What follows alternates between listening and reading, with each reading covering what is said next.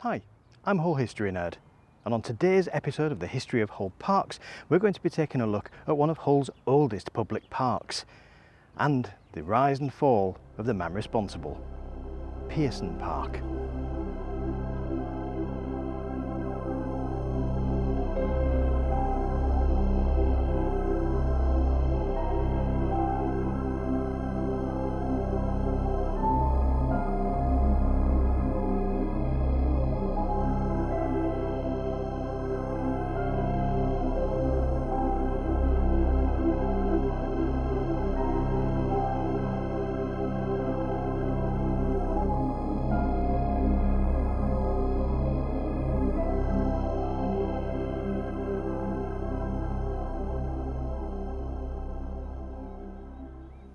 Pearson Park is one of West Hull's most popular parks, situated right between the avenues to the west and Beverley Road to the east. And there can't be many West Hull natives who don't have some fond childhood memories of the place. Getting an ice cream from the kiosk and feeding the ducks on the Serpentine Pond, or popping into the conservatory to look at some reptiles and fish. But what you might not realise is it's also one of Hull's oldest parks. In fact, it is Hull's oldest free park. Now, the Zoological Gardens opened 20 years earlier, but you had to pay an entrance fee to get in. And likewise, the Botanical Gardens, which were even older than the Zoological Gardens, required a subscription to access them. This was the first park where you could come and enjoy the space without paying a penny.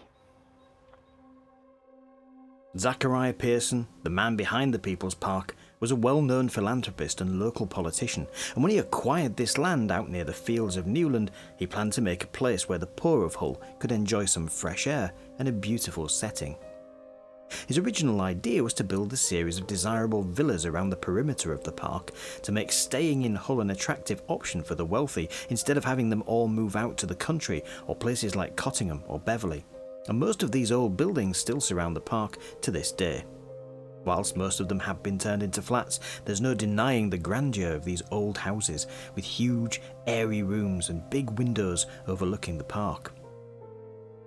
Zacariah Pearson was born in 1821 in Sutton, into a financially unremarkable family. Very early on, like many of those in Hull, he heard the call of the sea, stowing away on a ship at the age of 12, and then later becoming a cabin boy at 16. His rise through the ranks was swift, and it wasn't long before he was captain and, later, owner of a ship. And that ship then became part of his own personal fleet. He made a fortune with his shipping business, and began to get increasingly involved in local politics and philanthropy. Despite this rise, he always remembered what it was like to be poor and did many things to help in the city. He had a hand in starting a shelter for fallen women and a sailor's home, for instance. He rose through the ranks of local politics as quickly as he had on his ship, Sheriff of Hull by 1858 and Lord Mayor by 1859. Whilst he was at the height of both his financial and political career, he bought the land out near Newland and declared that he was creating a People's Park, free to all, where Hull's wealthy could live and Hull's poor could spend their days off to reinvigorate them. The plan was to sell the villas to pay for the construction of the park itself. The idea of a free park wasn't a new one. Since 1833, the government had been recommending that cities develop green public spaces in their locales for the benefit of the population, but this would be Hull's first public park. So the People's Park was designed by the same man responsible for the redesign of the Botanical Gardens when they moved to their new home on Springbank West. A man called James Niven, and the park was full of snaking serpentine paths, flower beds, fountains, and a carriageway that ran all the way around the perimeter of the park, bounded by an avenue of trees, and we still have that to this day as the road that runs around the outside edge of the park. And when it opened, it was a big deal. And I'm not overstating this, it was a seriously big deal. Just to give you some perspective, when the park was inaugurated in 1860, about 30,000 people visited Hull just to come and see it. They came from all over the country. And when it opened, it really was a country park. it was surrounded by open space on three sides. In fact, the only sign that you were anywhere near any kind of civilization was the tiny hamlet of Stepney, where Beverley Road is now. To the north and the west, you had the fields of Newland. To the south, you had Victoria Dock Branch Line Railway. And then nothing until you hit basically Anlaby Road, because Springbank didn't get developed until the 1880s, 1890s. Which would have been very attractive for all the people wanting to buy these beautiful villas. And that, in a nutshell, was Pearson's plan. A free public park available for everyone, paid for by the sale of these magnificent homes. Sadly for Pearson, that's not quite how it worked out. When the American Civil War broke out, the North blockaded the South, stopping cotton shipments out of the slave plantations. This had a horrendous effect on unemployment across Britain, especially in areas that were heavily invested in cotton, such as Lancashire. Hull, ever the pragmatic little city, always had a wide variety of industries, so the sudden death of the cotton industry didn't destroy the whole community as it had in other places.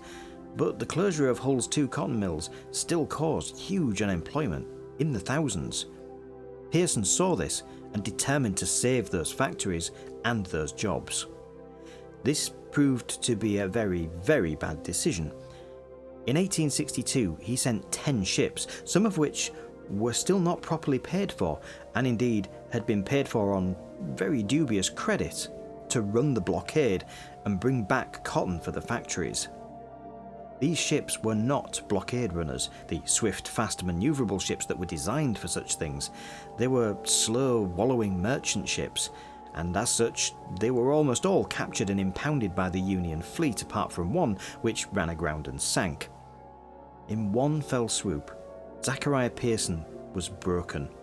His fortune was lost, his debts enormous. But almost as bad, it was seen by his Wesleyan peers as support for the slave trade, and Hull was even then proud of its place in the history of abolition. His reputation was ruined on every front. The villas, rather than paying for the work on the park, ended up in the hands of creditors. For the rest of his life, Pearson lived in number 64 around the park that he helped to create, and he slowly rebuilt his shattered legacy. Even today, he's seen as a controversial figure because of his perceived support for slavery, though I suspect he was actually just short-sighted and saw that in order to save the cotton mills, he needed cotton, so he sent his ships to the world's major cotton supplier. He probably didn't even consider the implications or balance the needs of trying to do the right thing by the people of his own city with the evils of slavery. Ultimately, his legacy is this park. And it's quite the legacy. And if you want an example, a graphic example of just how intense a scandal it was for Pearson to have been involved in all of this, this statue that he commissioned of the young Queen Victoria for the park was actually seized by the creditors, and it took the next Lord Mayor, William Moss, to actually pay for it. But Pearson's name is nowhere to be seen on the dedication. It actually reads, "Was presented to the people of this town by William Henry Moss, Mayor, 1863. And it wasn't until the 1890s that Pearson was even acknowledged in the park with a relief that was affixed to an ironstone monument. It took a long while for that particular scandal to settle down. Over the years, the park gained an aviary which stood where the refreshment building stands today. An iron drinking fountain, a bandstand, a statue of the goddess Ceres, a folly of fake ruins, a conservatory, tennis court, archery ranges, bowling greens, a cast iron bridge over the pond, and, of course, the iconic wrought iron gates at the Beverley Road end of the park.